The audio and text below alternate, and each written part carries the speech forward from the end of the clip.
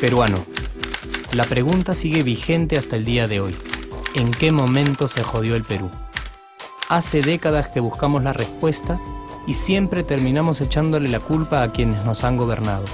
Es más fácil decir que nuestro Perú se hundió por la reforma agraria de Velasco, porque el arquitecto no le dio importancia al terrorismo, por culpa del primer gobierno de Alan y su tren cargado de inflación e inoperancia económica, por culpa del autogolpe, los Vladivideos y la corrupción en el gobierno Fujimori, por culpa de los whiskies y la hora cabana, por culpa de la mayoría de la clase política que gobernó y gobierna el Perú y que sigue viviendo en el escándalo y en la corrupción.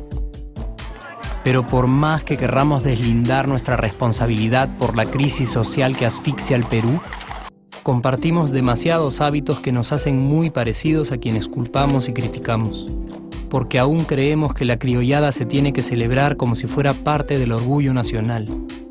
Somos vivos y por eso compramos facturas para pagar menos impuestos. Ganamos los trabajos no por nuestro esfuerzo o talento, sino gracias a una pequeña coimisión.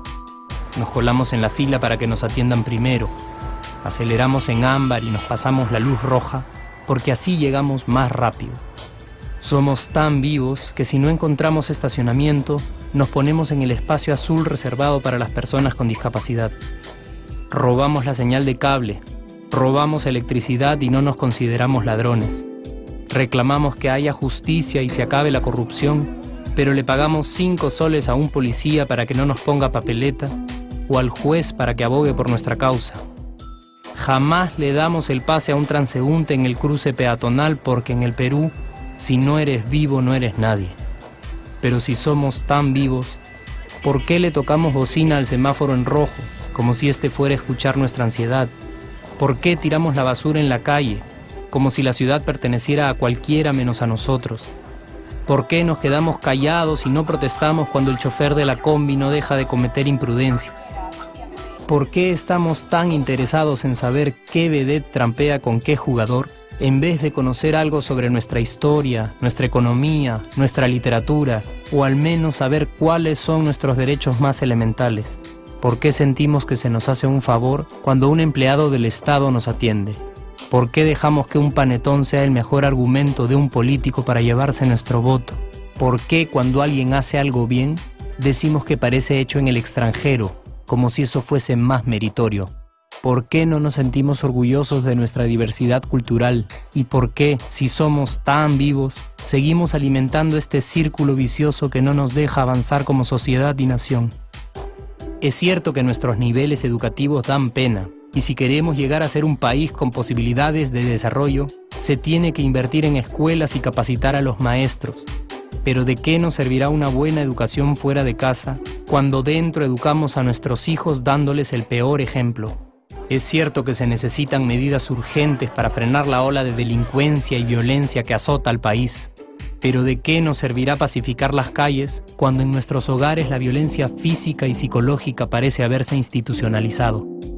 Es cierto que se necesita una verdadera reforma judicial para que en el Perú se pueda hablar de justicia, pero ¿de qué servirá lograrlo cuando la mayoría de nosotros sigue avalando la ley del más fuerte, del más rico, del más vivo? Es cierto que para reducir los conflictos sociales se requiere del diálogo, pero ¿de qué nos servirá ese diálogo si seguimos pensando que dialogar es imponer nuestras ideas y no escuchar al que piensa diferente a nosotros? Es cierto que necesitamos mejores leyes de inclusión social y muchísimos más proyectos de integración, pero ¿de qué nos servirán estas leyes y proyectos si hasta el día de hoy la publicidad peruana define nuestros estratos socioeconómicos por el color de la piel y a nadie le parece raro?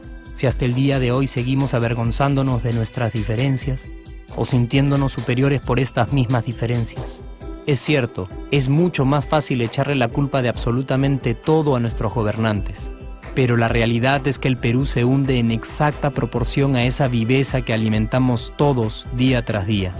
Sí, somos nosotros la materia prima con la que se hace este país, y si no corregimos nuestros hábitos, si nuestra materia prima sigue adulterada, Cualquier producto que hagamos también saldrá adulterado. Y por más logros que obtengamos en nuestra economía, en los deportes, en las artes, en nuestra cocina, por más orgullosos que nos sintamos de nuestros representantes, de nuestra historia, de nuestras maravillas o de nuestra creatividad, si no cambiamos estos hábitos, seguiremos preguntándonos ¿en qué momento se jodió el Perú?